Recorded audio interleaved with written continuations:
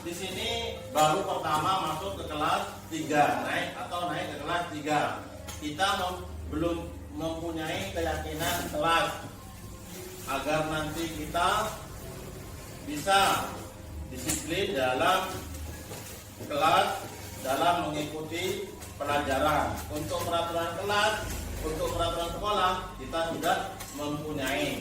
Peraturan sekolah dan keyakinan kelas itu berbeda. Kalau peraturan sekolah itu sifatnya memaksa, yang membuat adalah guru sendiri. Jadi kalian kalau ada peraturan sekolah, kalian harus dipaksa dengan aturannya. Kalau kalian melanggar, itu akan mendapat hukuman. Lain dengan halnya dengan keyakinan kelas. Kalau keyakinan kelas, kalian yang membuat bersama Bapak, sehingga kalian bisa menerapkan keyakinan kelas di kelasnya sendiri. Dan apabila melanggar keyakinan kelas, kalian akan menerima konsekuensinya. Nah, sekarang kalian harus membuat keyakinan kelas di kertas yang Bapak bagikan. Nanti setelah itu kalian akan menempel di papan depan sini, ditempel ke depan. Mulai dari sekarang saya Bapak bagikan kertasnya.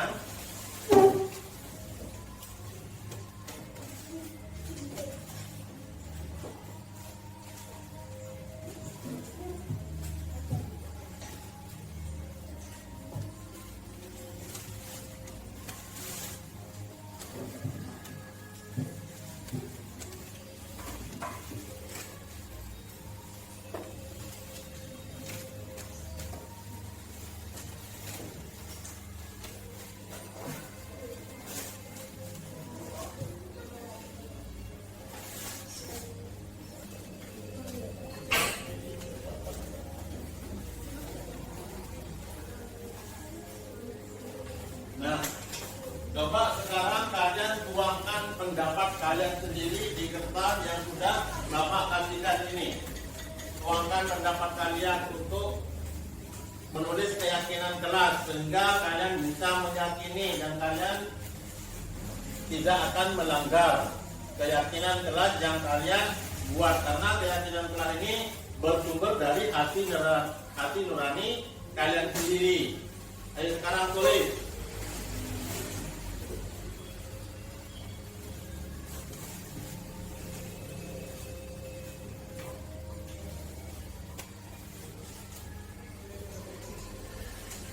Kalau sudah mengeluarkan pendapat kalian di kertas, coba kalian tempel di sini di papan tulis semuanya satu-satu, gantian. Ya, ayo gantian jangan berebut. Sudah duduk yang lain yang sudah duduk, ayo gantian. Ayo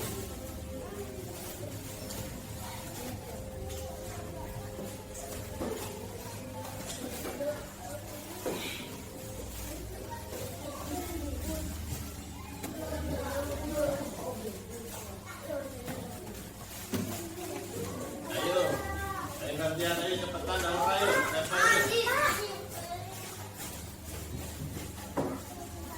Iya, tempel. Ayo, lanjutnya ayo tempel.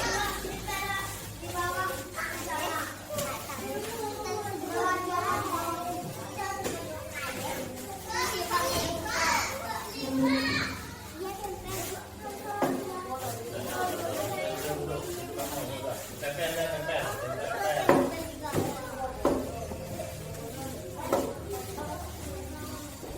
Sudah semua ya? Kalian sudah menuangkan isi hatinya. Nah, keyakinan kelas yang kalian buat ini adalah masih menggunakan kalimat negatif. Maka Bapak saya akan bacakan satu-satu, nanti saya kelompokkan dan dibuat dengan kalimat menjadi kalimat positif. Saya bacakan. Dilarang menaruh buku sembarangan. Dilarang membuang sampah sembarangan. dilarang mengerjakan PR di sekolah. Jangan berbicara saat guru menerangkan. Tidak boleh terlambat datang ke sekolah. Nah, Bapak akan cari yang sama. Nanti Bapak akan kelompokkan dan menjadikan kalimat positif.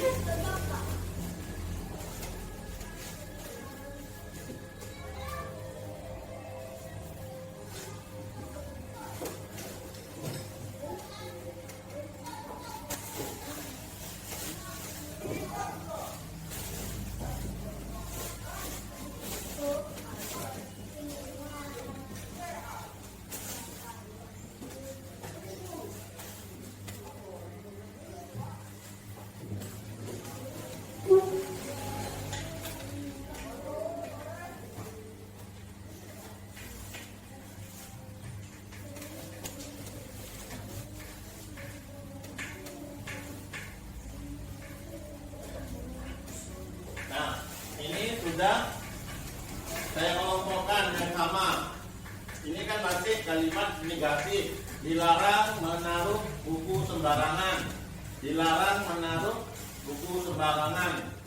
Untuk dijadikan kalimat positif, maka bunyinya bagaimana? Menempatkan sesuatu pada tempatnya. Ya, menempatkan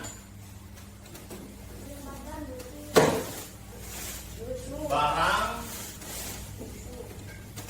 pada tempatnya. Yang kedua, dilarang membuang sampah sembarangan. Bagaimana? Jaga kebersihan.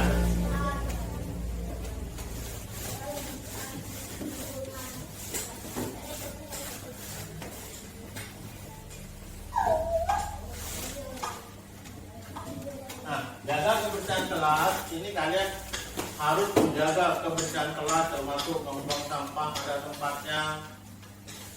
Apabila ada kotoran, disapu. Terus yang lain, dilarang mengerjakan PR di sekolah.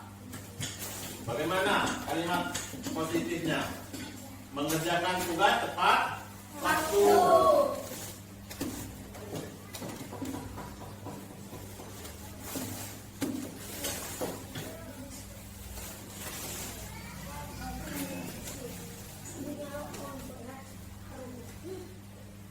Terus yang keempat, jangan berbicara saat guru menerangkan. Yaitu apa? Kalimat positifnya saling menghargai. Kalau guru berbicara, kalian dengarkan. Kalau kalian juga mengeluarkan pendapat atau bertanya, Bapak Guru juga mendengarkan pendapat kalian, saling menghormati.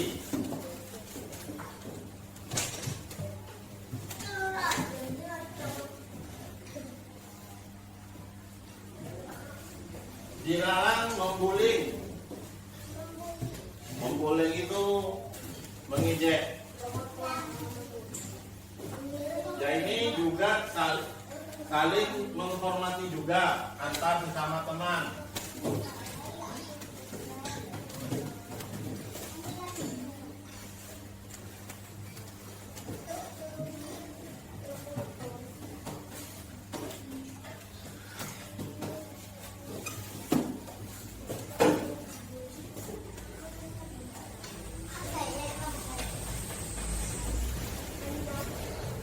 Tidak boleh datang terlambat, datang tepat waktu.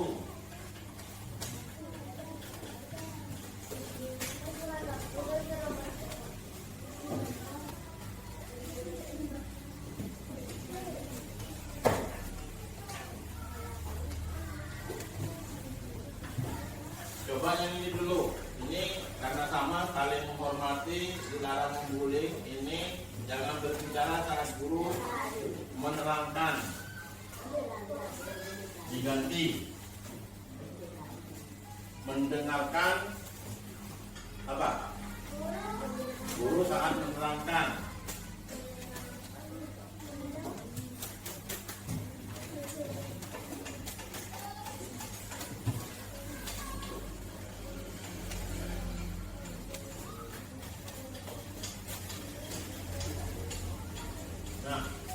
ini kita sudah buat keyakinan kelas, nanti kalian sepakati bersama-sama agar kalian tidak melanggar. Kalau melanggar, kalian akan menerima konsekuensinya dan kalian bisa disiplin.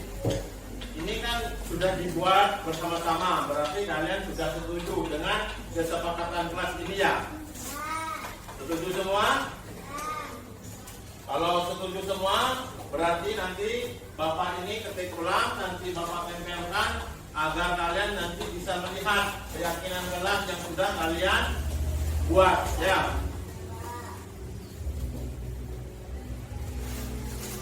Sampai di sini untuk membuat keyakinan kelas, kalian harus konsisten terhadap keyakinan kelas yang telah disepakati bersama. Kalian tidak boleh melanggarnya ya. Baik, terima kasih ya.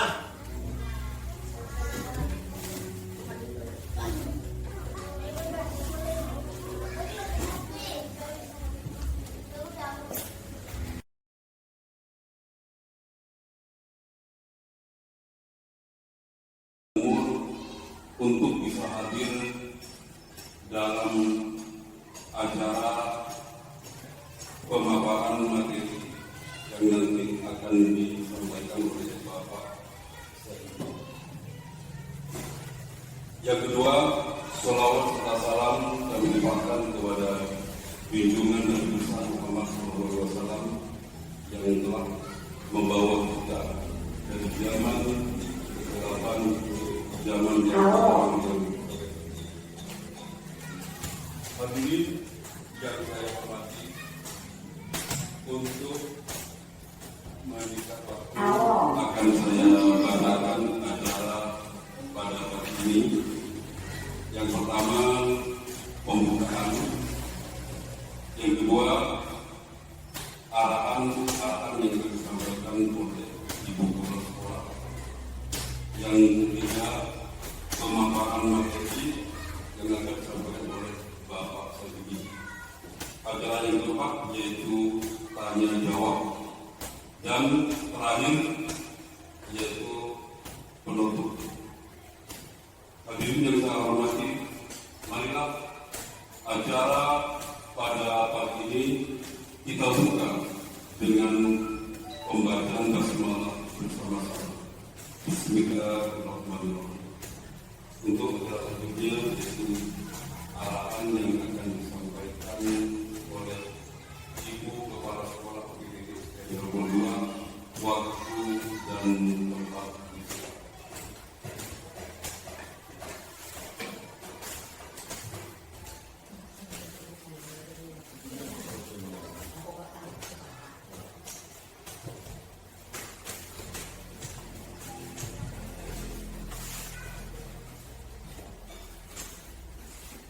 Assalamualaikum warahmatullahi wabarakatuh. Baik guru, ajar nomor 2 yang saya serta para ustaz dan ustazah mengajar Al-Quran yang saya Alhamdulillahirabbil alamin, puji syukur kehadirat Allah Subhanahu wa taala pada pagi hari ini bisa berkumpul di ruangan ini dalam keadaan walafiat yang sangat agung. Walaupun kondisi sekolah dan seperti ini dengan bisa beraktivitas sebagaimana biasanya. Salawat serta salam selalu kita limpahkan pada junjungan kita Nabi besar Muhammad SAW yang selalu kita nanti sahabatnya kaum akhir. Bapak Ibu serta ustaz dan ustazah, acara hari ini adalah menyebarkan pemahaman dan menanamkan penerapan budaya positif oleh Bapak Muhammad Saidi, guru penggerak angkatan 11 dengan cabang 2 tentang Borjun. Kita ucapkan terima kasih sudah berkenan hadir dan meluangkan waktunya. Dan saya harap acara ini bisa bermanfaat khususnya dari Bapak Saidi sendiri dan pada umumnya bagi pengajar cabang 2 dan juga siswa-siswi cabang 2. ada sisi positif yang kita peroleh dari adanya Pak Saidi yang menjadi guru penggerak angkatan 11, dan mudah-mudahan juga Pak Saidi bisa melaksanakan semua rangkaian kegiatan yang diselenggarakan oleh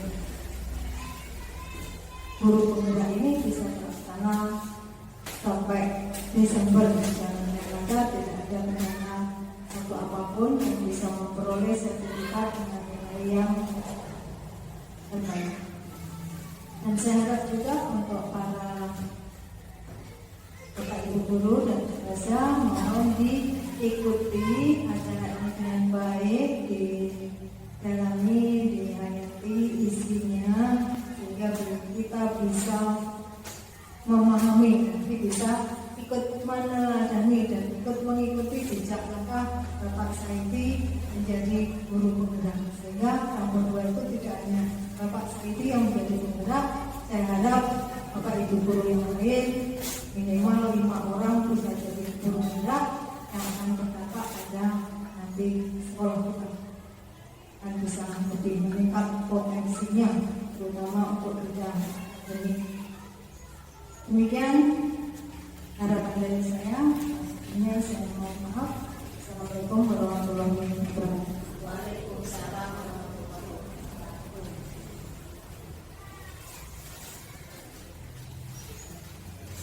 Demikianlah arahan yang telah disampaikan oleh Ibu Kepala Sekolah.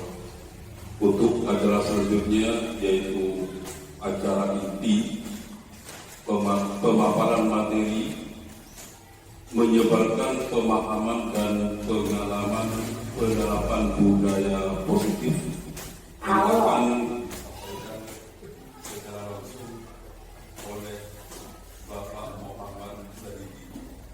Waktu dan tempat silakan.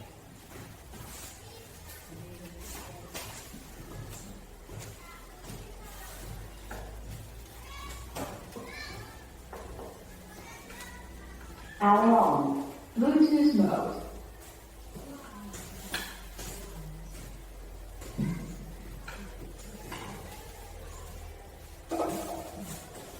Assalamualaikum warahmatullahi wabarakatuh. Alhamdulillah rabbil alamin, wassalatu wassalamu ala asrofil anbiya'i wal mursalin wa ala alihi wa sahbihi ajma'in, amma ba'du. Yang terhormat Ibu Kepala Sekolah SDN Ramongga, yang terhormat Bapak Guru dan Ibu Guru SDN Lampung 2 yang berbahagia.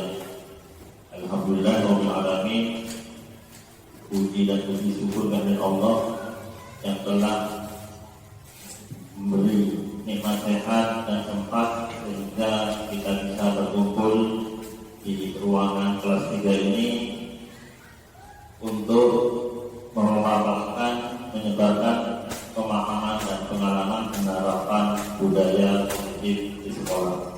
Selawat serta salam kita haturkan kepada junjungan kita Nabi Muhammad SAW yang telah membimbing kita di dalam yang benar. Semoga kita mendapat syafaat dalam sejauh yang ada. Saya ucapkan banyak terima kasih sekali lagi yang telah menghadiri undangan saya sebagai guru calon penggerak angkatan 11. Saya di sini akan memaparkan tentang budaya positif.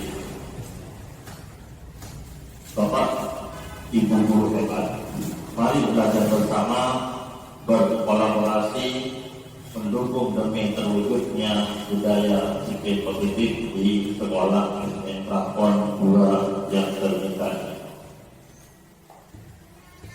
Di sini konsep utama modul budaya positif. Yang pertama, perubahan paradigma belajar. Yang kedua, disiplin positif. Yang ketiga, kebutuhan dasar manusia. Yang keempat, motivasi perilaku manusia. Yang kelima, posisi kontrol restitusi. Keenam, keyakinan kelas. Dan yang ketujuh, segitiga restitusi. Perubahan paradigma belajar. Perubahan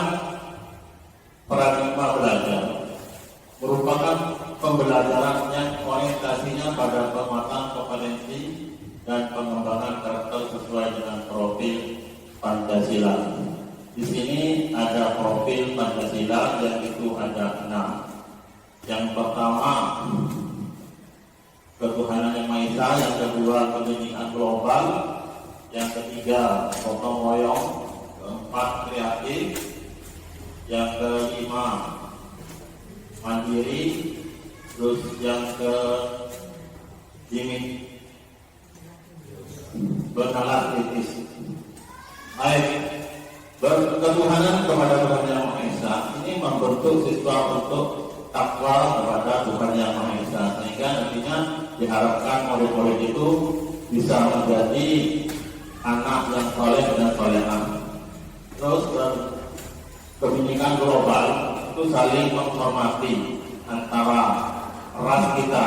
Di Indonesia itu ada banyak agama, sehingga kita saling menghargai, dan anak-anak itu bisa belajar saling menghargai antar sesama, berbeda agama maupun perbedaan kodrat manusia yang seutuhnya, yaitu perbedaan antara si miskin dan si kaya, sehingga anak bisa belajar saling menghargai. Gotong royong di sini adalah menciptakan anak berkolaboratif dalam bekerjasama, misalnya kerja kelompok ataupun berdiskusi. Kreatif di sini anak-anak belajar menciptakan bagaimana belajar yang baik untuk menyongsong masa depan. Bernalar kritis, berpikir kritis untuk membuat sebuah pertanyaan-pertanyaan kepada Bapak Guru, sehingga bisa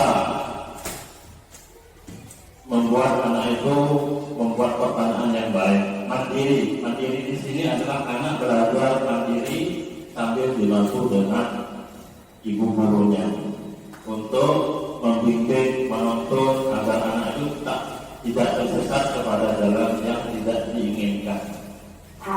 Selanjutnya itu disiplin positif. Loose mode. Disiplin positif dalam budaya kita, makna kata disiplin dimaknai menjadi sesuatu yang dilakukan seseorang pada orang lain untuk mendapatkan kepatuhan. Kita cenderung menghubungkan kata disiplin dengan ketidaknyamanan. Di sini disiplin itu terkadang kita menuntut anak untuk disiplin dengan adanya aturan-aturan supaya anak itu menjadi anak yang disiplin mengikuti aturan yang diterapkan di sekolah. Disiplin positif merupakan salah satu cara penerapan disiplin yang bertujuan untuk menumbuhkan kesadaran serta memberdayakan anak untuk melakukan sesuatu tanpa cobaan, ancaman, maupun hukuman. Nah, yang di sini itu yang diharapkan anak-anak itu tanpa ada sokokan, terus ancaman dari bapak guru atau iming-iming dari bapak guru untuk mengerjakan sesuatu, yaitu memberi motivasi intrinsik, yaitu motivasi yang keluar dari dalam sendiri, bukan motivasi ekstrinsik yang menuntut guru itu memberi ancaman sehingga anak-anak itu menjadi patuh.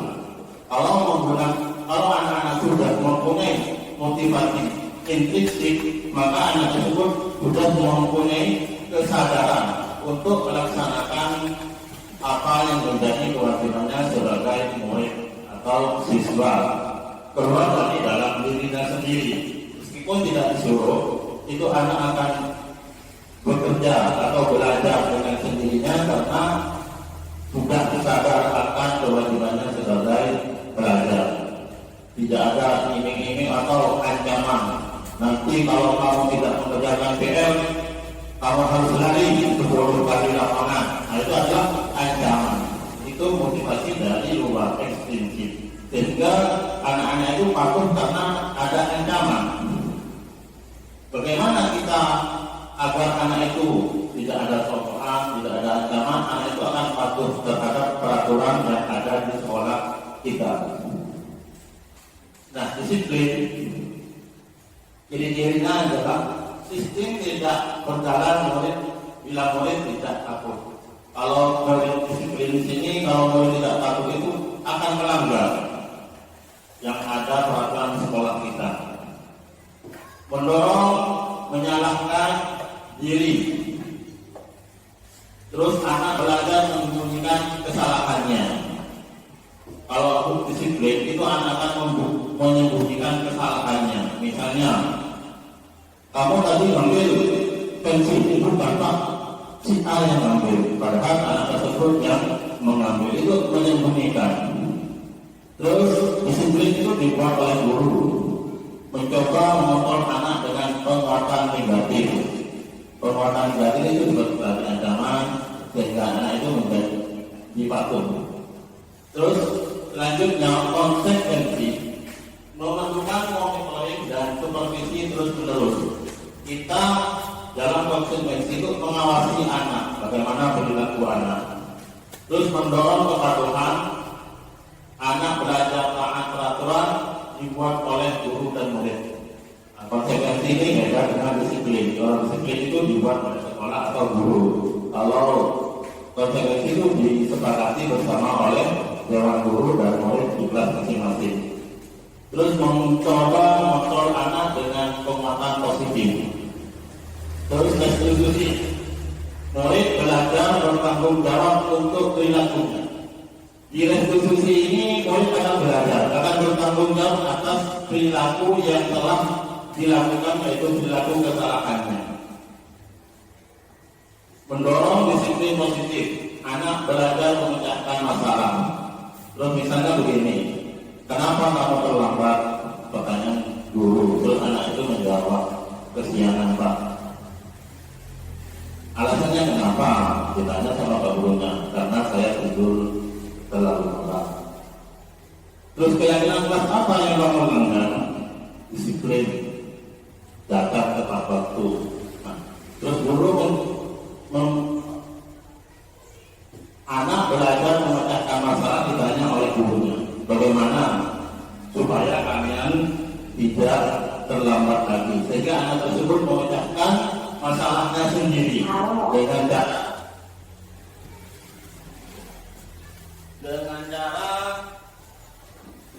berjanji.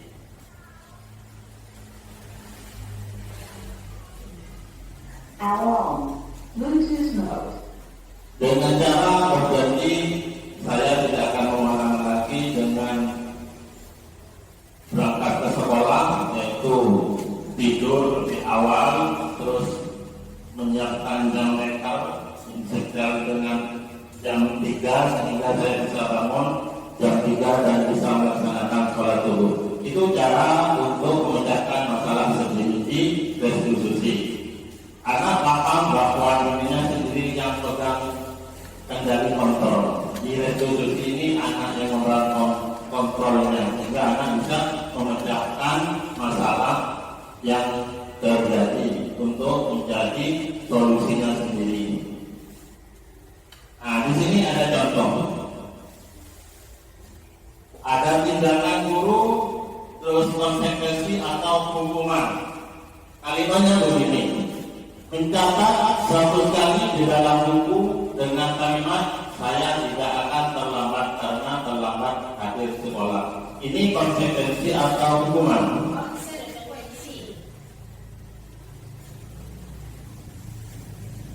Konsekuensi.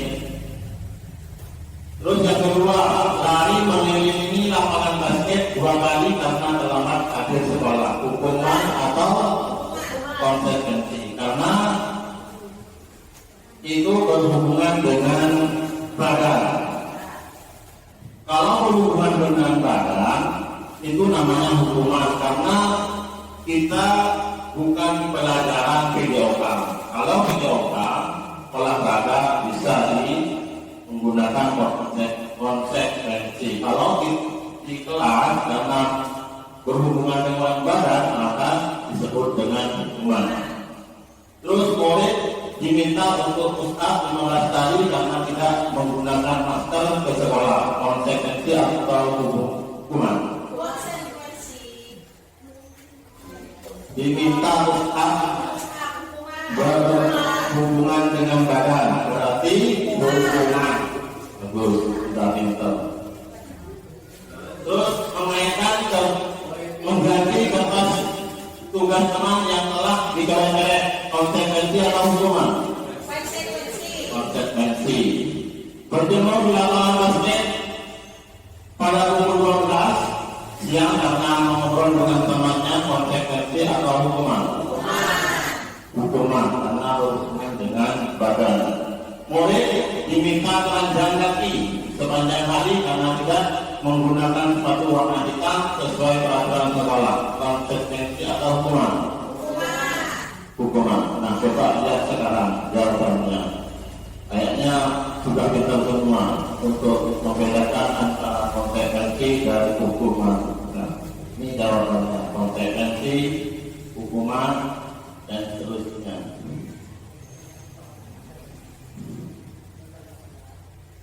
Sekarang selanjutnya motivasi perilaku manusia. Motivasi adalah dorongan yang muncul pada diri seseorang secara sadar atau tidak untuk melakukan suatu tindakan.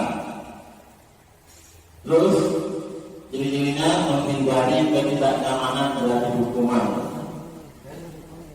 Murid melakukan disiplin dikarenakan dia takut dihukum, yaitu motivasi intrinsik. Misalnya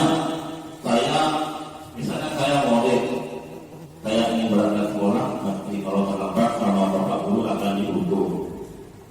Itu adalah motivasi intrinsik karena takut dihukum. Terus selanjutnya mendapatkan imbalan atau penghargaan. Murid melakukan disiplin diri karena dia ingin mendapatkan imbalan. Itu adalah motivasi ekstrinsik, yaitu motivasi dari luar, mendapatkan iming-iming dari bapak guru. Nanti kalau mau kerjakan PR, nanti saya kasih permen 5. Nah, itu adalah imbalan. Sehingga anak, kalau tidak ada imbalan, anak itu tidak akan mengerjakan tugas, tidak ada dorongan dari dalam. Maka guru mencari cara bagaimana anak tersebut akan mengerjakan tugas dengan baik, maka guru akan memberi imbalan. Itu sebenarnya tidak baik.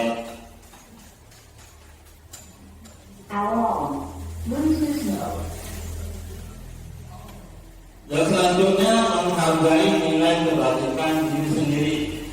Murid melakukan disiplin karena sadar akan nilai kebajikan dirinya, yaitu motivasi intrinsik, sadar kebutuhan dirinya. Anak itu berpikir, saya akan berangkat sekolah karena saya menjadi anak yang taat, bukan karena mendapatkan imbalan atau takut kepada hukuman. Sehingga anak tersebut setiap hari disiplin berangkat ke sekolah. Itu adalah motivasi intrinsik. Begitu juga dengan pengerjaan tugas, kita tidak boleh memberi imbalan atau iming-iming karena anak itu akan ketergantungan terhadap imbalan tersebut. Kita buat pujian saja kepada anak apabila anak tersebut sudah mengerjakan tugas, bagus. Nanti lanjutannya yang lebih bagus lagi, sehingga anak itu termotivasi dalam dirinya untuk melaksanakan tugas-tugas yang diberikan oleh bapak guru. Ada segi negatif dan positifnya kalau memberi imbalannya itu.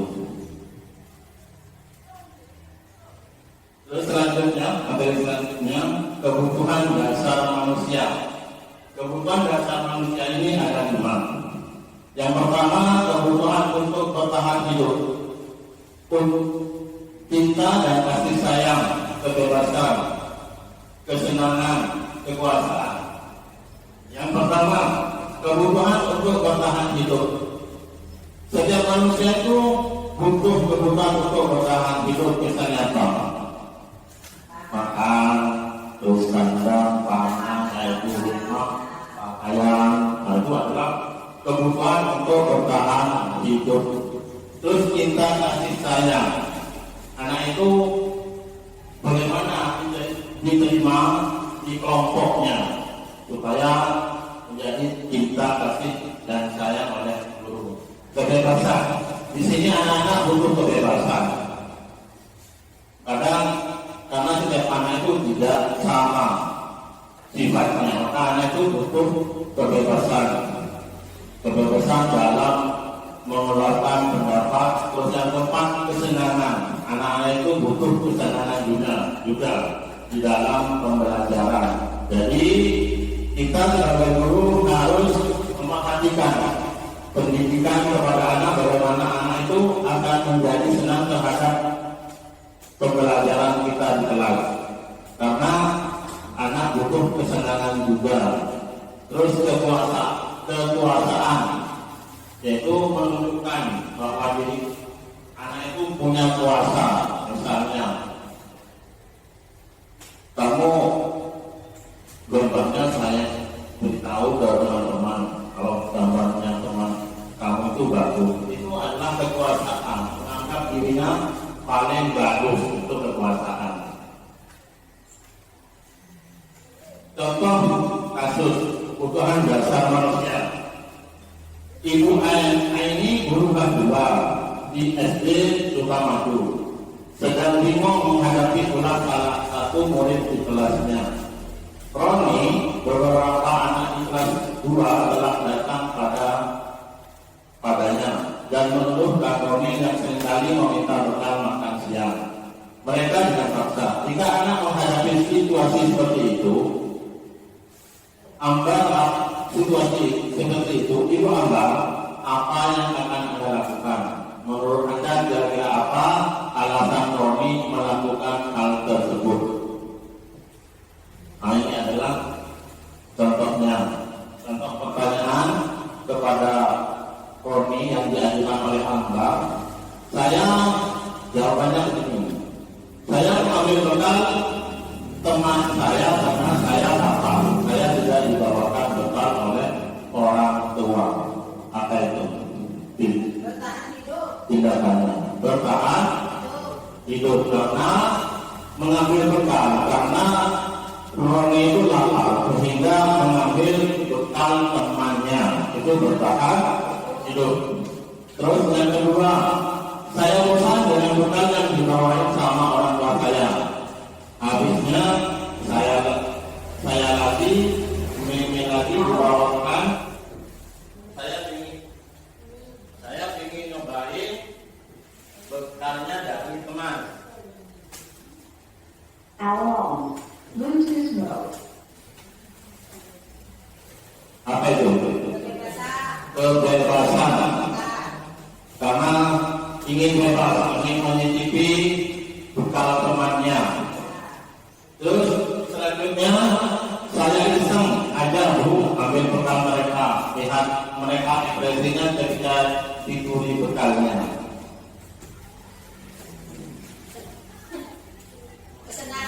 Kesenangan, karena Roni senang kalau melihat temannya itu pada saat diberi bekalnya itu mungkin banyak orang-orang. Roni senang, maka Roni membutuhkan kesenangan. Dia mencari perhatian ketika dia memberi bekal temannya, dan temannya melaporkan pada gurunya, kemudian gurunya melaporkan ke orang tuanya datang ke sekolah. Cinta dan kasih sayang. Nah, Roni di sini karena ingin diperhatikan sama gurunya, sama orang tuanya, sehingga Roni membuat ulah mencuri bekalnya, sehingga gurunya memanggil orang tuanya, sehingga orang tuanya itu memberi nasihat kepada Roni karena Roni membutuhkan cinta dan kasih sayang. Ibu, saya merasa hebat bisa mencuri bekal teman saya. Kekuasaan. Karena mencuri bekal itu merupakan kekuasaan. Tidak ada yang bisa melawan saya. Saya berkuasa. Maka bekal temannya itu diambil oleh Roni. Coba kita cocokkan jawaban dari teman-teman guru. Ternyata benar semua. Alhamdulillah sudah paham tentang bertahan hidup, kebebasan, kesenangan, cinta dan kasih sayang dan penguasaan. Terus selanjutnya, contoh kasus kedua, kebutuhan dasar manusia. Bilqis, seorang anak kelas 3 SD, begitu tiba di rumah, sepulang dari sekolah menangis dan mengadu pada ibunya bahwa dia benci pada ibu Yuli.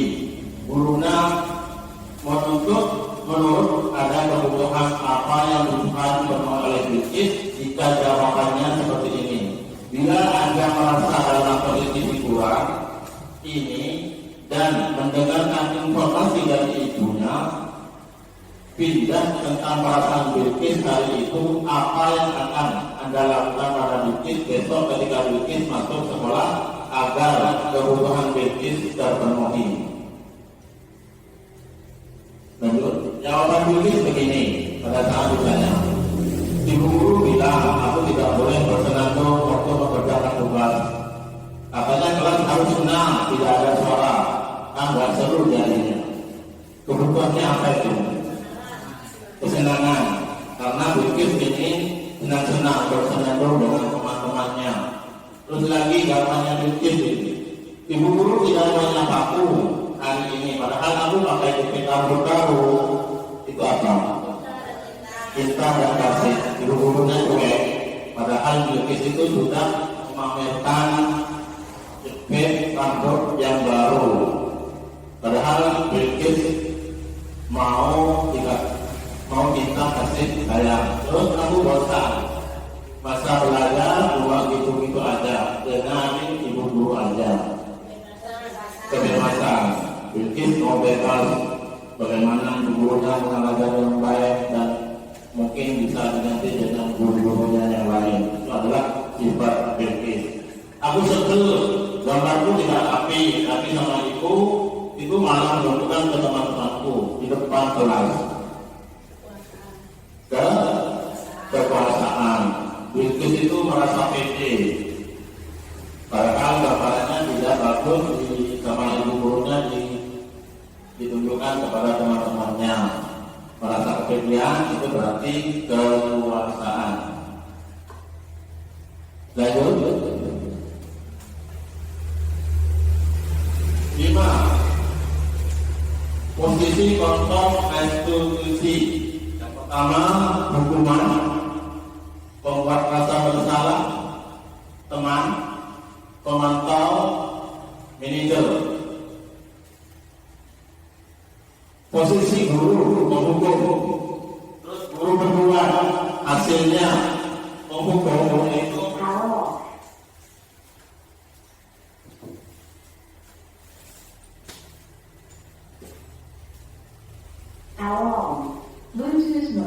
Menghukum, menghadik, menunjuk-nunjuk, menyakiti atau menyindir. Guru berbuat, misalnya ada anak yang nyontek, dihadir sama gurunya, kamu itu tidak belajar, makanya bodoh. Itu tidak boleh. Menyakiti adalah penghukuman. Terus anak itu memberontak, menyalahkan orang lain, sehingga anak tersebut berbohong. Bukan saya orang yang nyontek, itu saling melempar.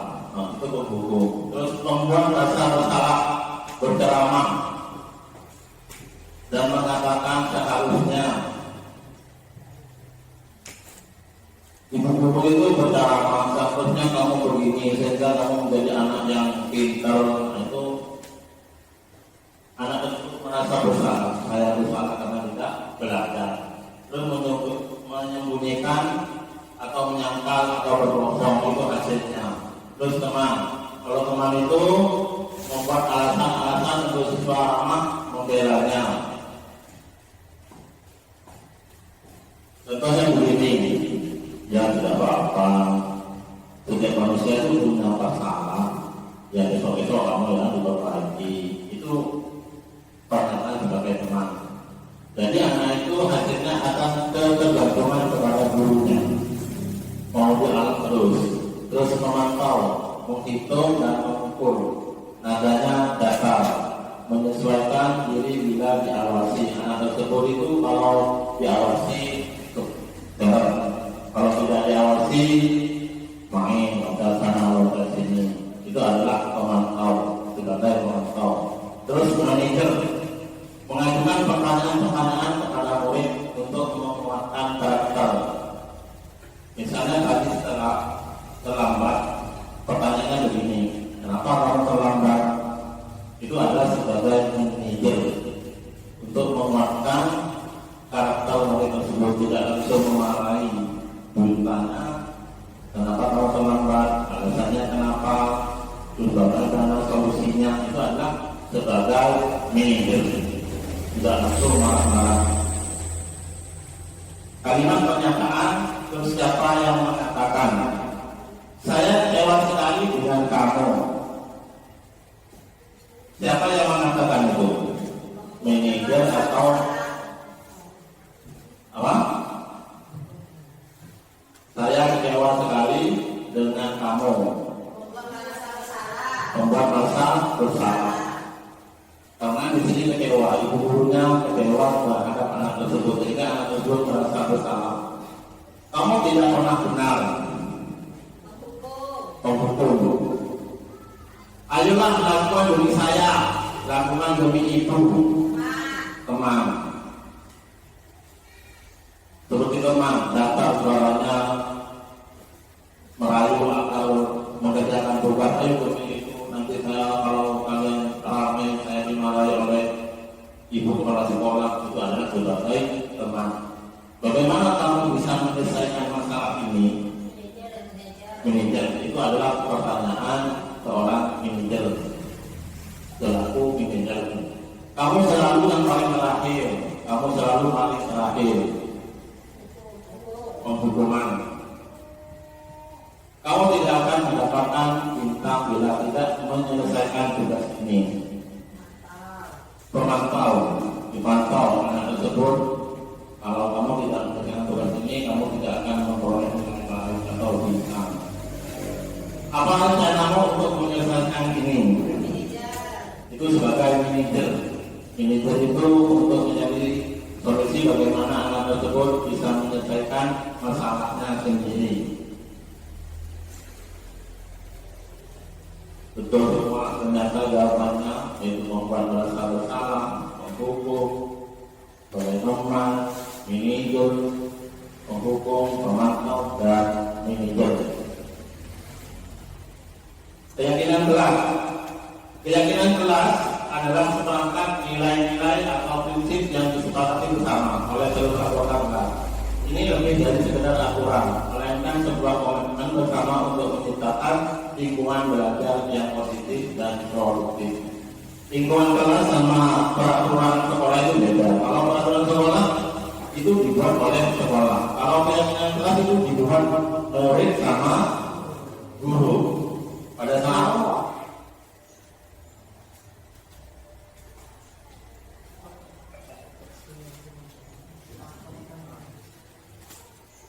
Alarm. Bluetooth mode. untuk keyakinan kelas itu dibuat bersama murid terus guru. Beda sekali kalau keyakinan kelas itu datangnya dari murid, dari dalam hatinya apa yang akan dibuat keyakinan kelas, sehingga anak-anak tersebut akan patuh karena itu adalah hasil yang disepakati bersama oleh dewan guru.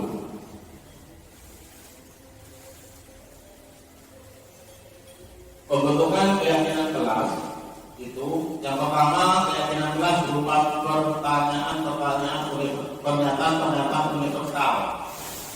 Terus pernyataan keyakinan kelas sengaja dibuat dalam bentuk positif. Misalnya begini, datang tepat waktu, itu adalah pernyataan yang positif. Kalau negatifnya, jangan datang terlambat. Ciri-cirinya negatif itu ada jangannya, tidak boleh, itu adalah kalimat negatif, sehingga nanti kita diubah menjadi kalimat positif. Keyakinan kelas sebenarnya tidak terlalu banyak, sehingga mudah diingat dan dipahami oleh semua orang sekolah. Untuk membuat keyakinan kelas kita jangan terlalu banyak, sehingga kalau terlalu banyak keyakinan kelas itu murid susah untuk menghafal, untuk mengingatnya. Yang kelima, semua warga sekolah hendaknya ikut bertanggung kegiatan curah pendapat. Semua warga sekolah membuat keyakinan kelas, termasuk gurunya. Seperti ini contohnya, ini murid-murid mencurahkan pendapatnya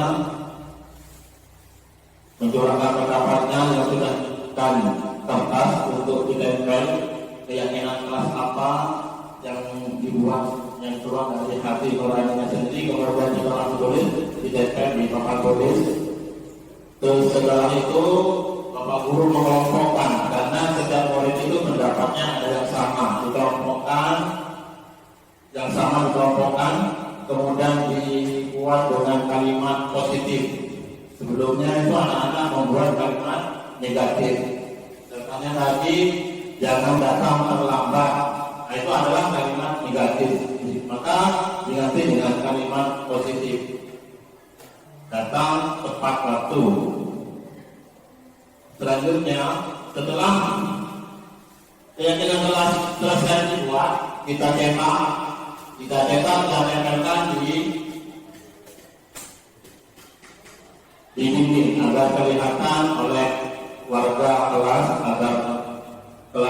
agar anak-anak itu patuh terhadap apa yang sudah menjadi keyakinannya, sehingga anak-anak itu tidak melanggar terhadap apa yang telah disepakati bersama.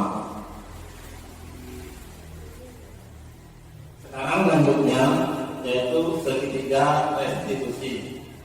Restitusi adalah proses menciptakan kondisi bagi murid untuk memperbaiki kesalahan mereka, sehingga mereka bisa kembali pada kelompok mereka dengan karakter yang lebih kuat. Di sini segitiga restitusi ini tidak menghukum, tapi bagaimana anak tersebut mencari solusi atas kesalahannya sehingga anak tersebut menjadi lebih baik. Terus ciri-ciri segitiga restitusi. Yang pertama, restitusi bukan untuk menebus kesalahan, namun untuk belajar dari kesalahan. Anak itu akan belajar dari kesalahannya sehingga anak tersebut bisa memecahkan masalahnya sendiri. Terus restitusi memperbaiki hubungan. Kalau ada anak yang bertengkar, itu biasanya ditanya bagaimana solusinya agar anak tersebut damai dengan temannya yang bertengkar, sehingga anak tersebut mencari solusi untuk damai dengan temannya. Restitusi adalah tawaran bukan paksaan. Di sini adalah menawarkan, bukan dipaksa. Kamu harus begini. Nah, ini tawaran. Bagaimana kalau solusinya? Kalau ada anak yang terlambat, itu bukan paksa. Kamu harus berangkat yang dulu. Namanya paksaan. Ditawarkan bagaimana caranya agar anak tersebut bisa berangkat tepat waktu, sehingga anak tersebut bisa mengucapkan masalahnya sendiri. Restitusi menuntut untuk melihat ke dalam dirinya. Restitusi itu menuntut melihat ke dalam dirinya, kekurangan saya apa, terus diperbaiki. Restitusi fokus pada karakter bukan tindakan. Restitusi memakan karakter. Terus restitusi fokus pada solusi. Restitusi itu fokus pada solusi, itu mencari solusinya bagaimana anak tersebut bisa lebih baik lagi.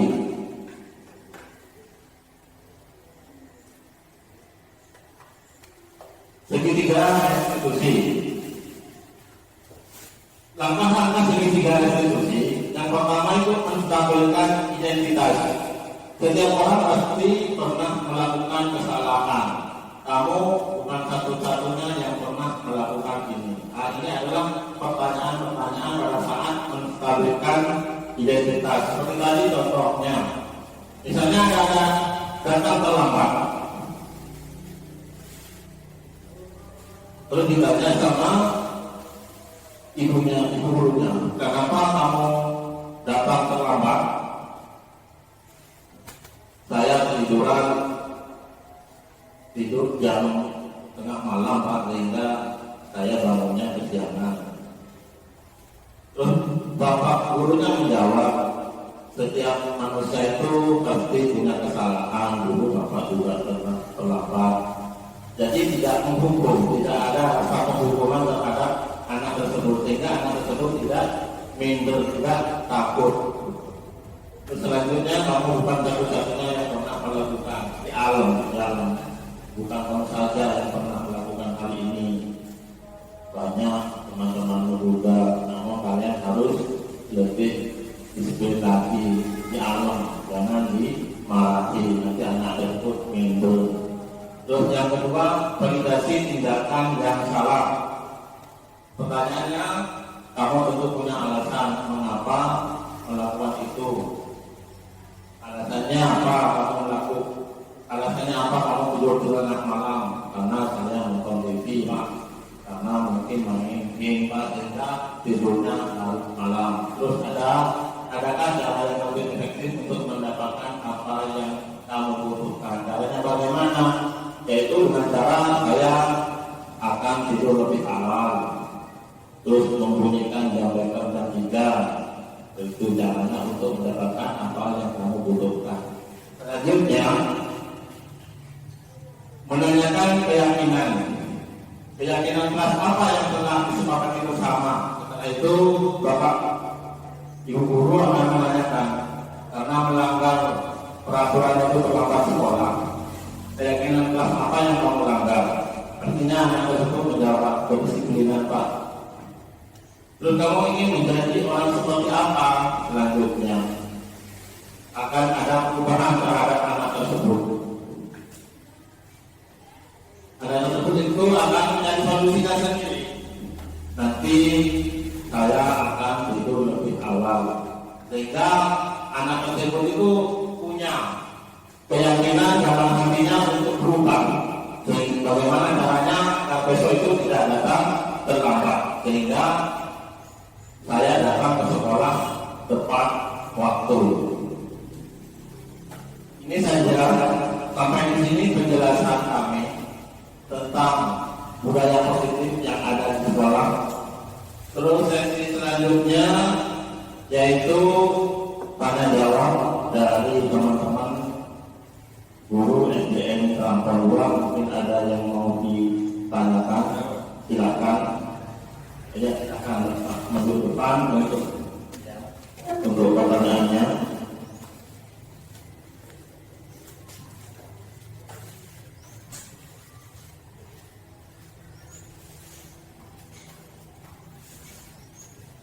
Assalamualaikum warahmatullahi wabarakatuh. Bagaimana Pak caranya kita itu sebagai guru untuk menerapkan budaya positif di dalam kelas, ataupun juga di luar kelas ini tersebut. Terima kasih. Assalamualaikum warahmatullahi wabarakatuh. How long? Bluetooth mode.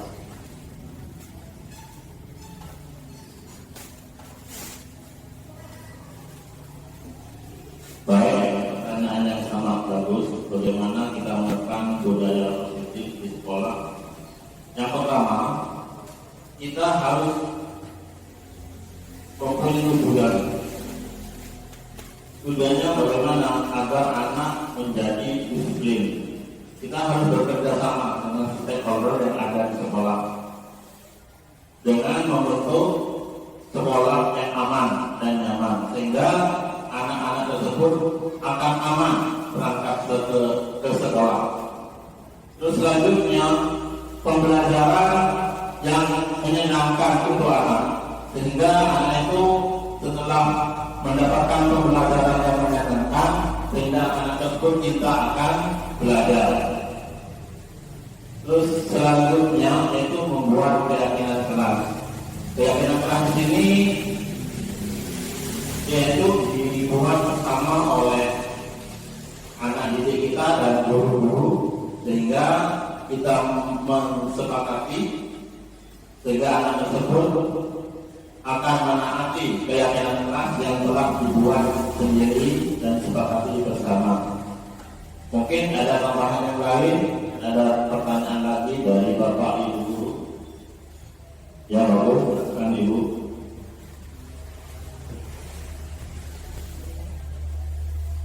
Assalamualaikum warahmatullahi wabarakatuh. Waalaikumsalam Bagaimana cara menumbuhkan motivasi intrinsik pada anak?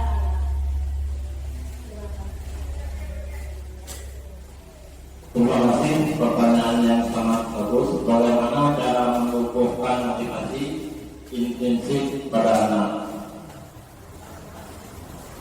Ini sangat sulit sebenarnya untuk menumbuhkan intrinsik.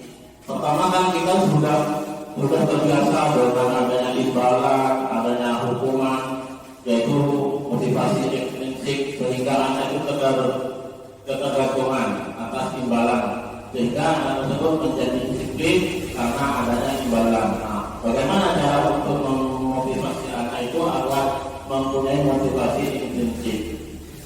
Kita harus kepada anak itu, pada saat anak itu berbuat nilai-nilai kebajikan, kita harus memberi aplaus, terus kepada anak tersebut lanjutkan karena ini adalah hal yang terbaik, sehingga anak tersebut berpikir, saya akan melakukan hal yang terbaik, dan dalam dirinya tidak ada dorongan dari luar atau hukuman atau imbalan, kesadaran dirinya.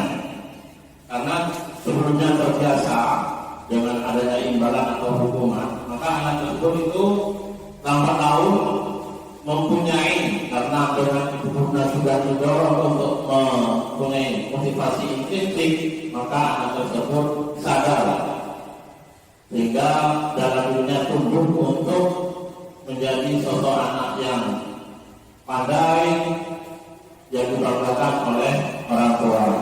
Mungkin selanjutnya ada pertanyaan lagi dari Ibu. Ibu, silakan maju ke depan pertanyaannya.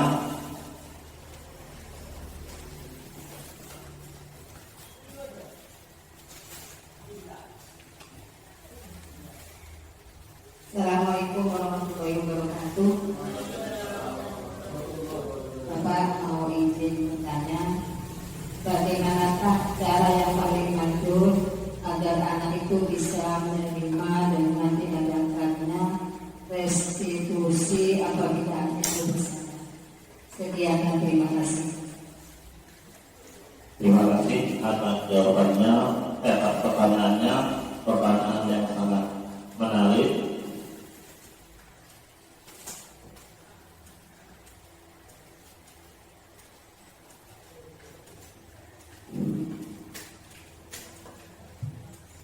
Nah, ini untuk menawarkan restitusi kepada anak-anaknya.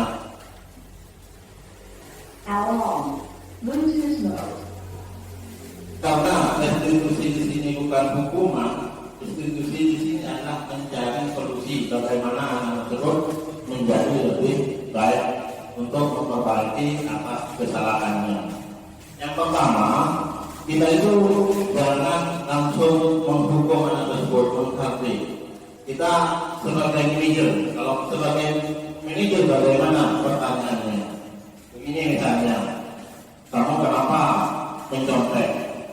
Terus anak tersebut menjawab, tadi malam tidak belajar, Pak.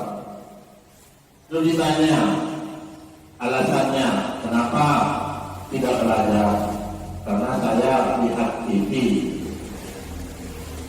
Terus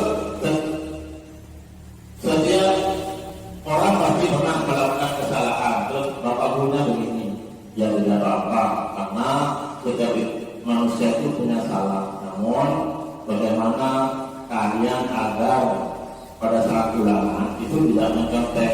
Bagaimana caranya kamu? Terus biasanya jawab, saya akan belajar dengan dia setiap hari.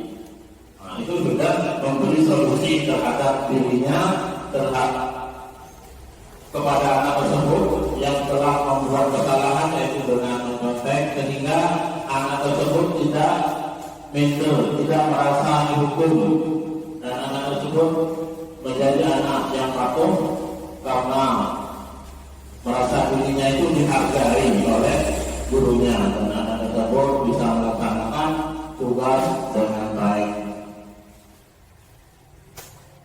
Karena ini sudah siap, yaitu 4 sekian, untuk apabila nanti ada pertanyaan kita sharing di kantor bersama teman-teman kita bagaimana cara menegakkan solusi masalah yang ada di sekolah kita ini.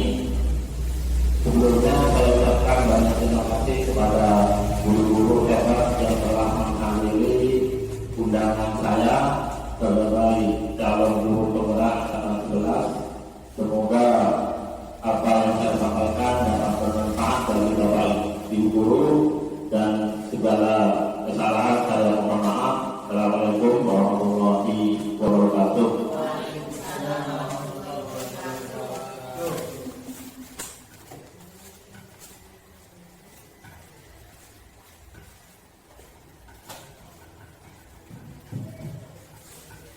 Demikianlah acara pemaparan materi dan dilanjutkan dengan acara tanya jawab yang sudah dilaksanakan. Untuk acara selanjutnya yaitu penutup karya acara pada pagi ini, kita tutup dengan pembacaan hamdalah bersama-sama. Alhamdulillah. Dan saya pembawa acara apabila ada kata dan sikap yang saya mohon maaf yang sebesar-besarnya, dan saya akhiri. Assalamualaikum warahmatullahi wabarakatuh.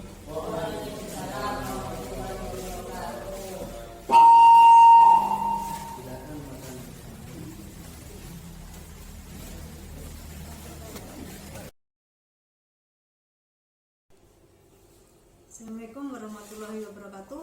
Saya sebagai Kepala Sekolah SDN Prambon 2, saya merasa bangga dan memberikan dukungan penuh kepada Bapak Muhammad Saidi yang sedang mengikuti program Guru Penggerak Angkatan 11. Setelah saya menyimak diseminasi yang telah dilaksanakan Bapak Muhammad Saidi pada para guru-guru kami, saya harap pada guru-guru SDN Prambon 2 dapat menerapkan posisi kontrol restitusi dan sebagai manajer, dan dapat menerapkan budaya positif di sekolah. Sekian, terima kasih. Kami akhiri. Wassalamualaikum warahmatullahi wabarakatuh. Assalamualaikum warahmatullahi wabarakatuh. Saya guru SDN Prambon 2 yang telah mengikuti diseminasi oleh Bapak Muhammad Saidi. Saya merasa senang dan bangga karena mendapat ilmu dan wawasan dari Bapak Muhammad Saidi, yang mana kita bisa mengontrol diri kita sendiri tentang cara-cara positif yang dilakukan dalam tindakan kepada anak-anak. Terus setelah mengetahui penjelasan dari Bapak Muhammad Saidi, saya akan memberikan kepada anak didik saya dengan cara mengontrol diri saya seperti yang telah diajarkan oleh Bapak Muhammad Saidi. Sekian dan terima kasih. Wassalamualaikum warahmatullahi wabarakatuh.